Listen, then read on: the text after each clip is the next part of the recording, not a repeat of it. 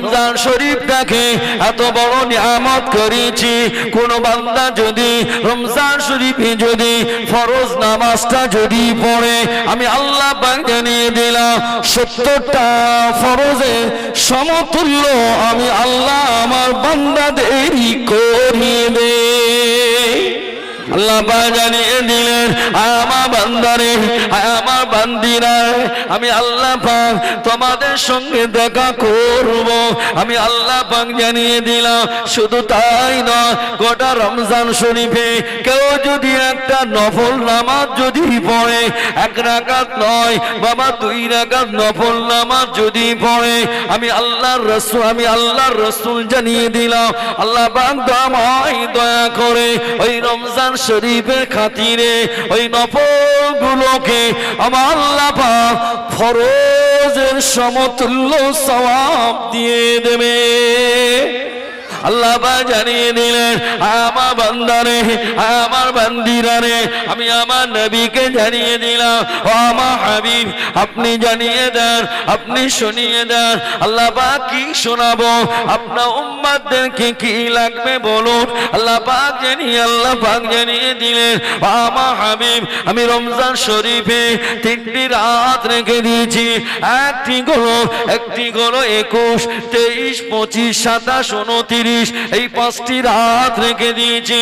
এই 5টি রাতের ভিতরে আপনার কোন উম্মতিরা ওরা যদি ইবাদতে তেলাওয়াতে যদি মশগুল যদি হয়ে যায়, খায়রুম মিন আলফি শাহর, আমি আল্লাহ পাক জানিয়ে দিলাম, ও আমার হাবিব আমি আল্লাহ পাক শুনিয়ে দিলাম আপনাকে 1000 বছর ইবাদত করলে যেমন সওয়াব হয়, আপনার উম্মতিদের জন্য আমি আল্লাহ পাক 1 রাতে সেই সওয়াব দিতে লাগি।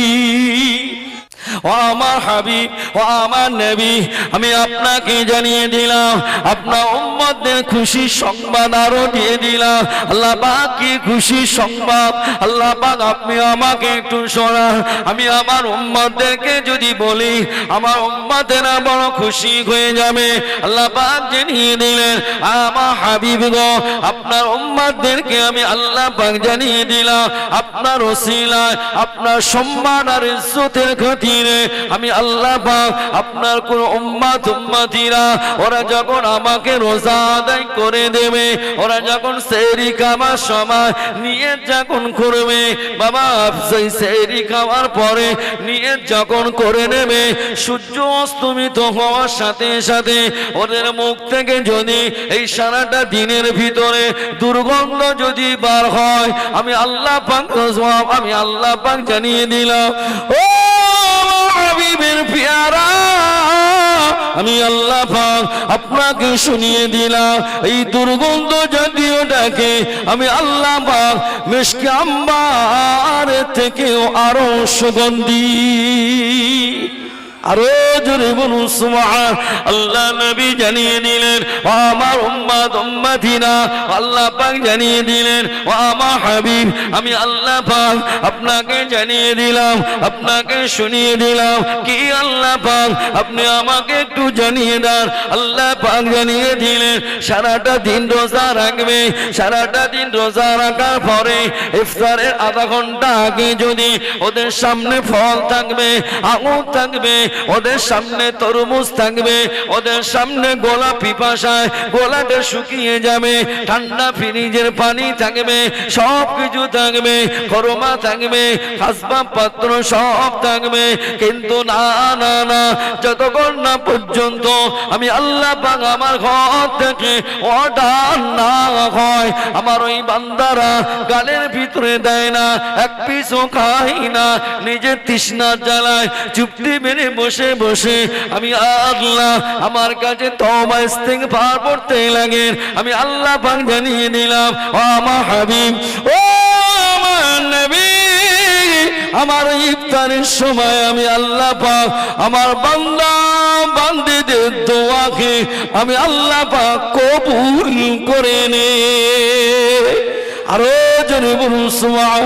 ও আমার হাবিব আপনার উম্মত উম্মতিরা ওরা যখন রোজা নামাজটা রোজা রাখলো, ওরা যখন ঈদের ময়দানে যাবে, ওরা ওদের গুনাহকে মাফ করে নেবে, ওরা এতটা খুশি হয়ে যাবে। যে ব্যক্তি রোজা রাখলো না, যে ব্যক্তি রোজা করলো না, ওই ব্যক্তিটা কাতারে দাঁড়িয়ে যাবে, আর যে ব্যক্তি রোজা করলো ও কাতারে দাঁড়িয়ে যাবে। একজন ব্যক্তি মনে মনে তৃপ্তি পাবে না, অপর ব্যক্তি চোখ দিয়ে পানি অজর নয়নে পড়বে। একটাই কারণে, আল্লাহ পাক আপনার রহমতি মাস চলে যায়, আল্লাহ পাক আপনার বরকতি মাস চলে গেল, আল্লাহ পাক আপনি আমাকে মাফ করে দেন। এইভাবে আমার বান্দা যখন আমার কাছে বলে, আমার কাছে যখন চাই, আমি আল্লাহ পাক আমার বান্দা বান্দিদিকে জীবনের গুনাহকে মাফ করে দিয়ে আমি আল্লাহ পাক আমার ওই বান্দা বান্দিগুলোকে বেগুনাহ মাসুম বানিয়ে দিলাম। একটু জোরে বলা যায় না, একটু জোরে বলা যায় না। তবে আমার হাবিব আমি আপনাকে জানিয়ে দিলাম, ওরা যে রোজা করবে, ওরা যে নামাজ পড়বে, ওরা যে যাকাত দিবে, ওরা যে ফিতরা দিবে, ওরা যে তাসবিহ তাহলিল আদায় করবে, ও আমার হাবিব আপনার উম্মতদেরকে বলে দেন, ওরা যেন আমি আল্লাহ আমাকে রাজি করার উদ্দেশ্যে যেন করে, আমাকে খুশি করার উদ্দেশ্যে যেন করে। আল্লাহ পাক জানিয়ে দিলেন, ও আমার হাবিবের পিয়ারা আমি আল্লাহ আপনাকে জানিয়ে দিলাম কি আল্লাহ পাক আপনি শুনিয়ে দেন, আমি আমার উম্মতদেরকে বলে দেব। আল্লাহ পাক জানিয়ে দিলেন, কুল ইন্না সালাতি ওয়া নুসুকি ওয়া মাহইয়ায়া ওয়া মামাতি লিল্লাহি রাব্বিল আলামিন। যদি বলা যায় না, একটু জোরে বলা যায় না, একটু জোরে বলা যায় না। আল্লাহ পাক জানিয়ে দিলেন, আমার হাবিব গো আমি আল্লাহ পাক আপনাকে জানিয়ে দিলাম, কুল ইন্না সালাতি নিশ্চয় তাদের নামাজ, ও নুসুকি তাদের রোজা, ও মাহইয়ায়া আল্লাহ পাক জানিয়ে দিলেন তাদের কুরবানি, লিল্লাহি রাব্বিল আলামিন তাদের যা কিছু করবে, যা কিছু আদায় করবে সব যেন লিল্লাহি রাব্বিল আলামিনের উদ্দেশ্যে যেন হয়ে যায়। আরো জোরে বলুন সুবহান।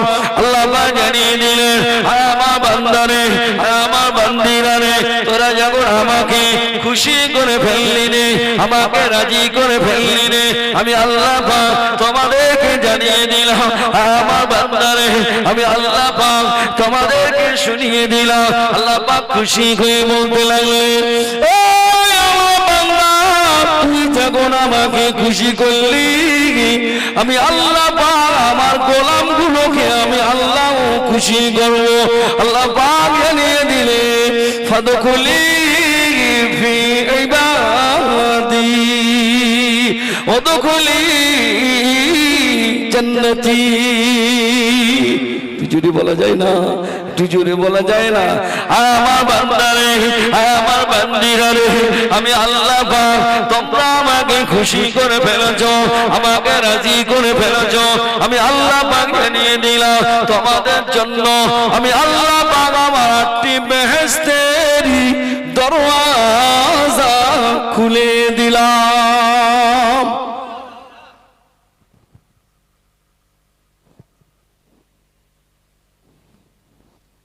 আল্লাহর বক্তব্য পরিষ্কার, তোমরা রোজা করবে, আমি আল্লাহ সেন্টার দেবো। জোরে বলো, আমি আল্লাহ শয়তানের বেঁধে দেবো, তোরা শুধু রোজা করে যাবি, কোনো অসুবিধা নেই। আপনাদের অসুবিধা হচ্ছে? অসুবিধা হচ্ছে নাকি? তোমরা রোজা করবে, আমি আল্লাহ শয়তানকে বেঁধে দেবো যেন কোনো কোনো কোনো অসুবিধা না হয়। তোমরা আমার রোজাটা করো বাবা, আল্লাহ বললেন। আল্লাহ বললেন, রমজান শরীফে এমন একটি রাত রেখে দিয়েছি, ওই রাতে ইবাদত করবে, ওই রাতে ইবাদত করবে আল্লাহ পাক 1000 বছর যা ইবাদত করলে যে সওয়াব আল্লাহ পাক তার নামায় আমালে সেই সওয়াব দান করে থাকেন। জোরে বলে জোরে বলেন।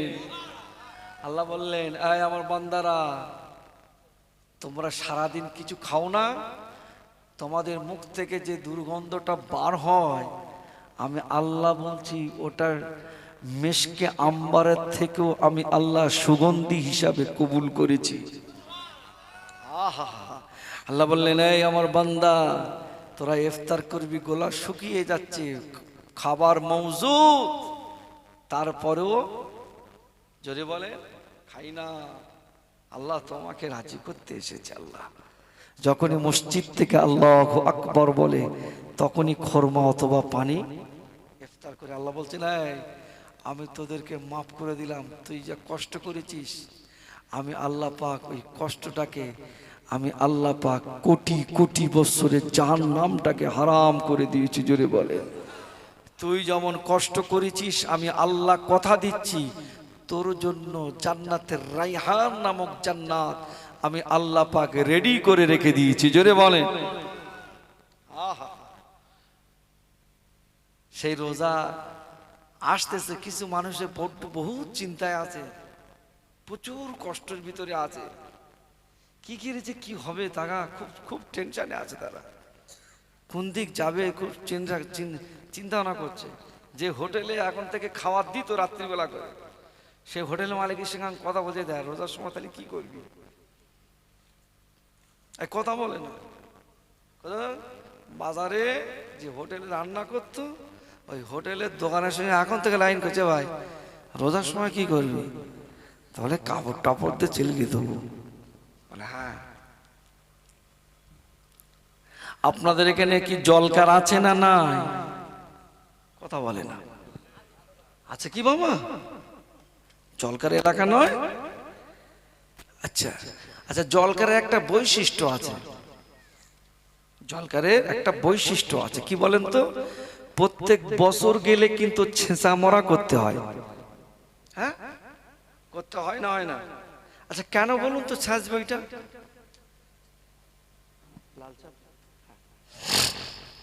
কেন বলেন, বলতে পারবেন? যে বক্তব্য হলো এটাই, চাষির, মাছ চাষির বক্তব্য হলো যে এই মাটিটা সারা বছর থাকার পরে গ্যাস গন্ধ হয়ে যায়, এখানে যদি ফের পুনরায় দিয়ে যদি আমরা মাছ চাষ করি, এতে ফলন ভালো। জোরে বলে, নাকি আমার বলা ভুল আছে? হ্যাঁ বাবা, একটু হাত দিয়ে দেখান তো আমার বলা ঠিক আছে কিনা, হাতটা তুলে দেখান। হ্যাঁ, এটা জীবন তোলার লোক। কোথা বাড়ি সব? এটা কোন থানা? হ্যাঁ, গতি আলাদা, কি বুঝলে? মাছ চাষির বক্তব্য হলো এটাই যে আমরা যদি এই মাটিতে আবার পুনরায় যদি পানি দিয়ে আবার যদি চাষ করি, তাহলে আর মাছ ভালো হবে না। তাহলে আমাদেরকে কি করতে হবে? চাষির বক্তব্য, মাছকে তুলে নিয়ে অন্তত 1 থেকে 1.5 মাস ওটাকে শুকাতে হয়, তারপর ওটাকে ট্রাক্টর বা ট্রাক্টর দিয়ে ওটাকে ফের আবার চাষ দিতে হয় না, তারপর সার আবি যাবি ইত্যাদি দিতে হয়। কেন? কি শুকে দিতে যাচ্ছ? যাতে ওর মাছটা যদি বলে ভালো হয়। আল্লাহ বলছে তুই সারা 11 মাস চষে দে, চষে দে, পুরো চষে দে, হরিণ গোশ খাবি, কুচে দে, কুচে দে। আমি গরু গোশ খাবো, কুচে দে। কখন খাবি? ভোরের সময়, কুচে দে, পুরো কুচে দে। তবে শুনে রেখে দিস, একটা মাস একটু খালি রাখ, আমি আল্লাহ কথা দিচ্ছি তোকে কোনোদিন ক্যান্সার দেবো না। জোরে বলে।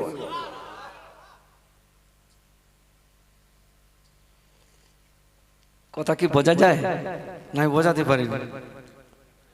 আল্লাহ বলছেন খবরদার, 1 মাস তোরা অন্তত একটু দিনের বেলা করে যেন খাবি না, দিনের বেলা করে যেন খাবি না, না খেয়ে আসর মাগরিব পর্যন্ত থাকবা। আমি আল্লাহ কথা দিচ্ছি তোর পেটের যা জ্বালা যন্ত্রণা যা আছে সব বিদ্যুৎ গতিতে কমপ্লিট করে দেবো। জোরে বলেন। কিছু লোক তো গ্যাসের খুব চাপ, রোজা আসলে চাচা রোজা করতেও না কেন, কি আর বলো না কিছু, তোমার দাদি সেই চলে গেল, তোমার দাদি সেই চলে গেল, আর আমার যে কি গ্যাসের ব্যথা বেড়ে গেল, এই কথা বলে না। তার পাশে তো নাতি, তার নাতি বলতে দাদু তোমার আরেকটা বেদো। দাদু খিলখিল করে হেসে ফেলেছে। দাদুর বয়স হলো 70। এই বিয়ে এমন একটা নিয়ামত। এই দেখেন একটা জিনিস বলি আপনাদের কষ্ট হচ্ছে না তো? বিয়ে এমন একটা নিয়ামত, আপনি 80 বছরের বৃদ্ধাকে বলবেন দাদু তোমার বেদো, দাদু পিক করে হেসে ফেলে। এই কথা বলে না নাতিপুতিরা? ভালোবেসে দাদুর পিছনে লাগে না ও দাদু তোমার বেদো। হ্যাঁ আমার আর বেদে কি করবি, হেসে হেসে বলে। তার মানে এই বিয়ে এমন একটা নিয়ম। তা দাদু বলতে তুমি কি বাবা তুমি রোজা করতেছো না? আমার দাদি যে চলে গেল, আর আমার ওই যে গ্যাস চাক দেয় মাঝে মাঝে, আগে তোমার দাদি ভোরের সময় করে একটু গরম পানি দিত, আর আমার কেউ দেয় না, আমি আর সে সহ্য করতে পারি না, আমি রোজা রাখতে পারি না। তার মানে পাকা দুষ্টুমি কথাবার্তা, কথা বলে না। নিয়ত যদি এমন হতো যে আল্লাহ মরে যেতে রাজি আছি, তথাপিও আল্লাহ পাক আপনার দরবারে আমার অঙ্গীকারবদ্ধ, আল্লাহ আমার যেন রোজাটা যেন কাজা না হয়ে যায়। কথা ঠিক বলছি না ভুল বলছি? তোমার নিয়ত কি? ডাক্তার যদি বলে দেখো তোমার তো নোকের কোণাতে একটু রক্ত বের গেছে, তুই রোজা কেটে দাও, রোজা কেটে দাও, সর্বনাশ করেছে, রোজা হবে না তো। আর ও তো চাচ্ছিল এরকম একটা লাইন। শরিয়াতের মশলা আপনি শুনে না, শরিয়াতের মশলাটা আপনাকে জানিয়ে দেই। আপনি যতই রোজা রাখুন না কেন, আপনি মনে করলেন আমার শরীরটা বড় জয়ীফ, আমার শরীরটা বড় কমজোরি, আমি বড় অসুস্থ, আমি বড় দুর্বল হয়ে গিয়েছি, আমি রোজা রাখতে পারি না।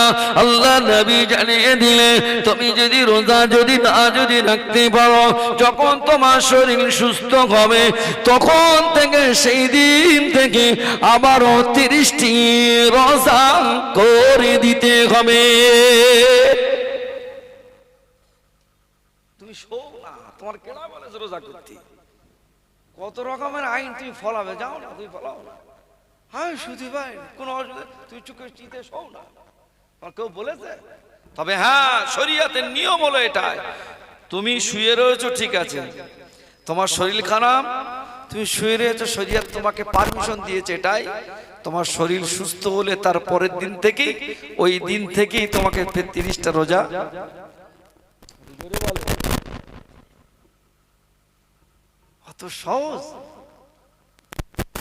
অত সহজ রোজাদারদের জন্য।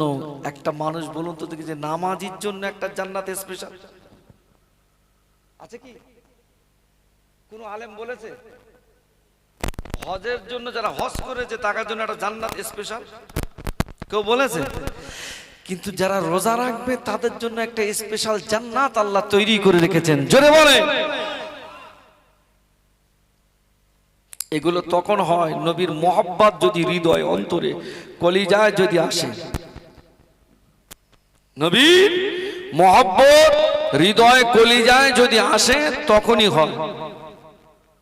কেমন? গুনাহ করে ফেলেছেন, অন্যায় করে ফেলেছেন, অপরাধ করে ফেলেছেন, আপনি মাপ চান, আল্লাহর কাছে তওবা করেন, ফিরে আসেন, দেখবেন আল্লাহ আপনাকে মাফ করে দিবে। করবে না? করবে না? জোরে বলে। আল্লাহ অবশ্যই আপনাকে মাফ করবে। তবে একটা কথা বলি, তওবার বাংলা কথা হলো এটাই, আজকের যে গুনাহটা করেছি আগামী দিন করব না, এর নামই। তবে আজকের এর ভিতরে একটা জান্নাতি মানুষ আল্লাহ যেন খুঁজে আমাকে বার করে দেয়। আমরা সকলে একটা জান্নাতি মানুষ কি দেখতে চাই? জোরে বলেন, জোরে বলেন। ব্যাস, ফিরে আসুন বক্তব্য। দেখবেন আল্লাহ পাক যাকে জান্নাতি হিসেবে কবুল করবেন সেই মানুষটা উঠে দাঁড়িয়ে যাবে। তবে এখন নয়, আমি চাঁদার কথা বলছি, দেখবেন কি বলবো আল্লাহ ঠিক টাইম মতন যেন আমার জবান থেকে বলিয়ে নেয়। বলুন আল্লাহ হুম্মা আমিন। নবীর মহব্বত কাকে বলে, নবীর ভালোবাসা কাকে বলে? নবীর ভালোবাসা যদি থাকে হৃদয় কলিজা ঠান্ডা হয়ে যাবে। জোরে বলেন সুবহান। আর আমাদের ভালোবাসা, আমাদের যা ভালোবাসা রয়েছে কি বলবো। আচ্ছা আমি একটা সাহাবীদের কথা বলছি, ওই ভালোবাসা আর আমাদের ভালোবাসা দুটো যদি একটুখানি মাপা হয় জান্নাতে কে যাবে না যাবে পুরো লাইন ক্লিয়ার হয়ে যাবে। বলবো কি? জোরে বলে বলবো। আল্লাহ নবী মদিনার মসজিদে নববী শরীফে, আল্লাহ নবীর মসজিদে মসজিদুন নববী শরীফে হযরতে বেলাল রাদিয়াল্লাহু তাআলা আনহু প্রত্যেকটা দিন আযান দেন, আসসালাতু খায়রুম মিনান নাওম, আসসালাতু খায়রুম মিনান নাওম। এই আওয়াজটা প্রত্যেকটা দিন আসে, কিন্তু দেখতে পাওয়া যায় এই দিন একটি বাবা ব্যতিক্রম একটি আওয়াজ আসে গো বাবা, ব্যতিক্রম একটি আওয়াজ আসে।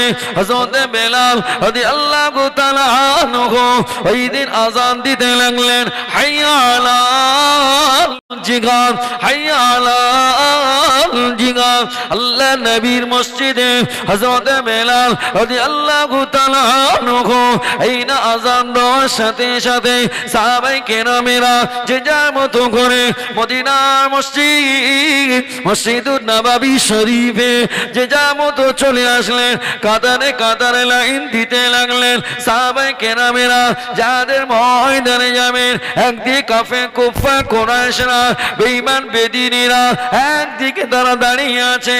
ওরা আমার নবী পাককে, ওরা আমার নবীকে মিটিয়ে দেবে, কোরআনকে মিটিয়ে দেবে, ইসলামকে মিটিয়ে দেবে। ও নবীর সাহাবীরা, আমি রাসূলুল্লাহ জানিয়ে দিলাম, আমি হাবিবুল্লাহ জানিয়ে দিলাম, তোমরা কে কে যাদের ময়দানে যাবে এখানে লিস্ট তৈরি হচ্ছে, যে যার মতো লিস্টে নাম লেখা শুরু হয়ে গেল।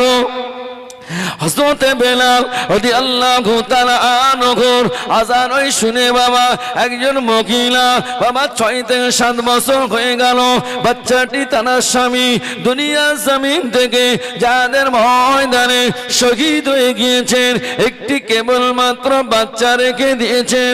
মা তো এই তো হলো মা তো এমন হওয়ার দরকার ছিল গো মা। এই সময় ওই সাহাবিয়া মহিলাটি বাবা বরের অন্ধকারে বেলালের এই আওয়াজ শুনে আম্মা জান কাঁদতে লাগলেন, অজর নয়নে কাঁদতে লাগলেন, এত নাজারি করতে লাগলেন।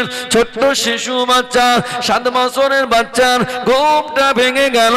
ঘুমটা ভেঙে যাওয়ার পরে দেখতে পাওয়া যায় আম্মাকে বলতে লাগলেন, ও আম্মা জান, আপনার কাছে আমার দাবি গোমা, আপনার কাছে আমার দাবি গোমা, আপনি কেন কাঁদছেন কেন গোমা, আপনি রোনাজারি করছেন কেন গোমা, আপনার কি হয়েছে বলুন।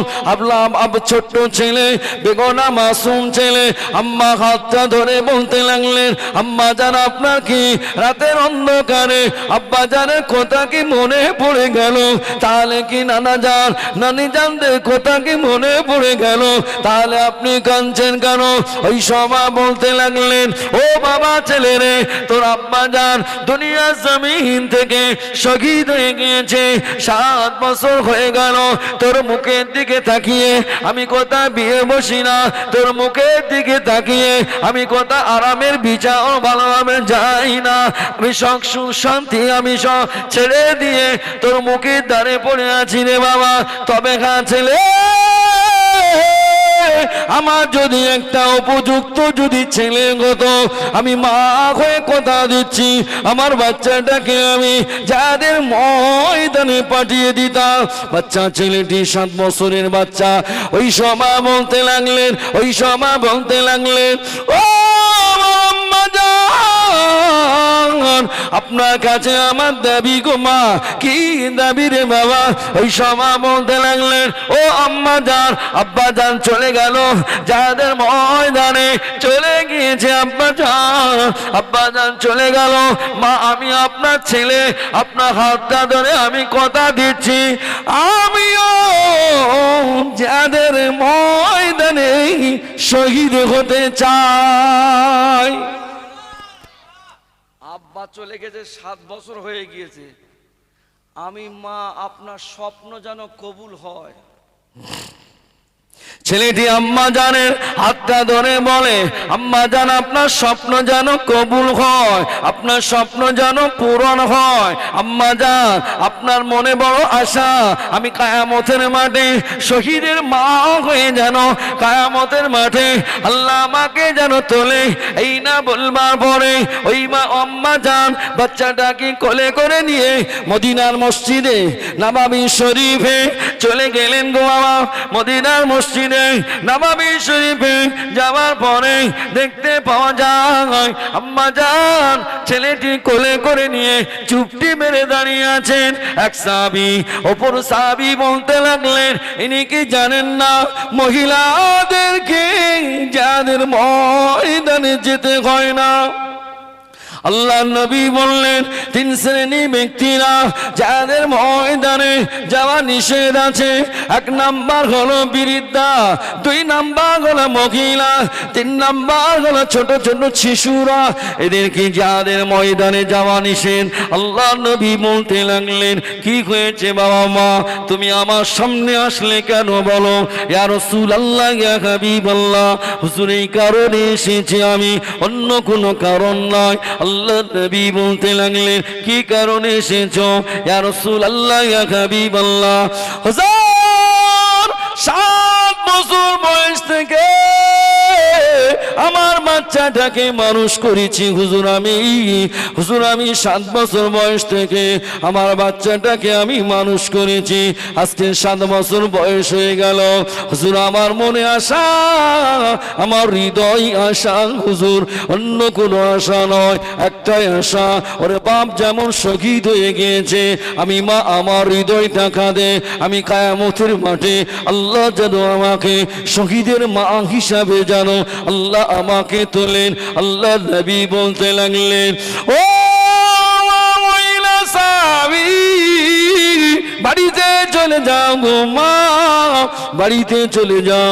আমি রাসূলুল্লাহ জানিয়ে দিলাম, তোমার এই বাচ্চাটা নিয়ে না পারবে তরবারি চালাতে, না পারবে কাফেরদের কোনো ডিফেন্স করতে, কি জন্য আমি নিয়ে যাব। মহিলা সাহাবীটা আল্লাহ নবীকে বলতে লাগলেন, ইয়া রাসূলুল্লাহ, ইয়া হাবিবাল্লাহ, হুজুর বেয়াদবি মাফ করুন, হুজুর বেয়াদবি ক্ষমা করুন, আপনার কাছে আমার দাবি। ইয়া রাসূলুল্লাহ, ইয়া হাবিবাল্লাহ, হুজুর আপনি যখন যাদের ময়দানে যাবেন, কাফের মুশরিক ঈমান বেদীনীরা কুফার কুরাইশেরা ওরা ডান দিক থেকে আপনাকে যখন আক্রমণ করবে, ওরা ডান দিক থেকে যখন আপনাকে নিশানা করবে, হুজুর আমার কলিজা টুকরা 7 বছরের বাচ্চাটাকে নিয়ে আপনি আমার ডান দিকে ধরবেন। আগে যেন তীরটা যেন এসে আমার বাচ্চার বুকে লাগে, তারপরে যদি আপনাকে বাম সাইডে আক্রমণ করে, আপনাকে যদি বাম সাইডে আক্রমণ করে, আমার বাচ্চাটাকে নিয়ে বাম সাইডে যেন ধরতে লাগে। ইয়া রাসূলুল্লাহ, ইয়া হাবিবাল্লাহ, আমার বাচ্চাটাকে নিয়ে চলুন। আল্লাহ নবী বলেছিলেন, ও মা অমন বলতে নেই গো মা, বাপটা নাই, এর বাপ নাই, তোমার স্বামী নাই, কচিটার বাপ নাই, যুবকটার বাপ নাই, তোমারও স্বামী নাই, বাচ্চাটাকে মানুষ করো। সময় যদি হয়, ইসলামে যদি রক্তর যদি প্রয়োজন হয়, জানের যদি প্রয়োজন হয়, বাচ্চাটা মানুষ করে যাদের ময়দানে পাঠিয়ে দেবেন। আল্লাহ নবীর সামনে দাঁড়িয়ে দাঁড়িয়ে সমস্ত বর্ণনা শুনে নিয়ে বাচ্চাটাকে কোলে করে নিয়ে কিছুটা দূরে আসার পরে আম্মা জান আবারও কাঁদতে লাগলেন। 7 বছরের বাচ্চা আম্মাকে জিজ্ঞাসা করেন, ও আম্মা জান আপনি কাঁদছেন কেন গো মা? একটা বার বলুন। ওই সময় বলতে লাগলেন, ও বাবা বেটা ছেলে, আমার যদি আজকে তুই উপযুক্ত যদি হয়ে যেতিস, আজকে তোকে যাদের ময়দানে নিয়ে যেত। এই না বলবার পরে বাচ্চাটি আমার আম্মা জানে কোল থেকে নেমে গিয়ে দৌড়ে দৌড়ে দৌড়ে দৌড়ে আল্লাহ নবীর কাছে আসলেন।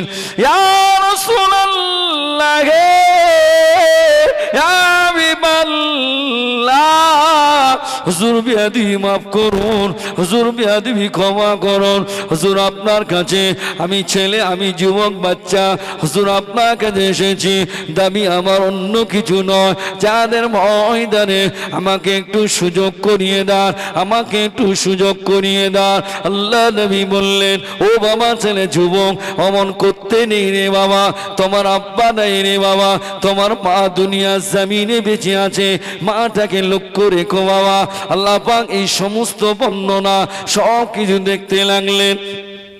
আল্লাহ পাক ফেরেশতা জিবরাইলকে ডাকলেন, ও আমার ফেরেশতা জিবরাইল, যাও চলে যাও, চলে যাও, আমার হাবিবের কাছে চলে যাও। আমার হাবিবকে গিয়ে বলো, ওই বাচ্চাটাকে আমার আল্লাহ পাক কবুল করে নিয়েছেন। আমি আল্লাহ পাক ওর মায়ের স্বপ্ন যেন পূরণ হয়, ওর মায়ের যেন দোয়া কবুল হয়। কিয়ামতের মাঠে কঠিন দিনে আমি আল্লাহ পাক ওর মাকে শহীদের মা হিসাবে আমি আল্লাহ পাক কবুল করে নেব। আরো জোরে বলুন সুবহানাল্লাহ। তারা তাদের বাচ্চাগুলোকে দিয়ে আমার নবী পাকের ইজ্জত সম্মান যাই বলুন, কোরআনের পক্ষে, ইসলামের পক্ষে তাদের বাচ্চাগুলোকে মাঠে ময়দানে নামিয়ে দিয়েছে। কথা ঠিক কিনা? আজকের বাবা, আজকের মাহফিল হচ্ছে, আজকে আপনার কলিজা টুকরা সন্তানের রক্ত লাগবে না, যাদের ময়দানে পাঠাতে হবে না। আজকে এতগুলো মানুষ বসে আছেন বাবা, আগামী বছরের জন্য এই মাহফিলে একটা মানুষ বলেন, দাঁড়িয়ে বলেন, হুজুর আমি 5,000 টাকা দেব। একটা মানুষ। সাহাবায়ে কেরাম তো সব জান দিয়ে দিয়েছে, ছেলে দিয়ে দিয়েছে, নিজের স্বামী দিয়ে দিয়েছে। একটা লোক বলেন,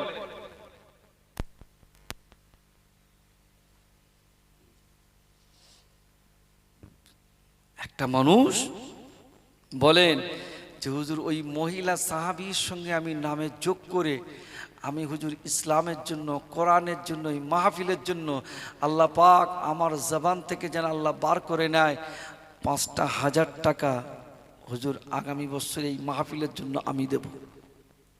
বিশ্বাস করুন, আমি তার জন্য কলিজা ভরে দোয়া করব।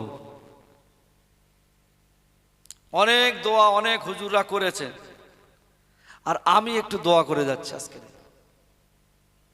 একটা মানুষ বল,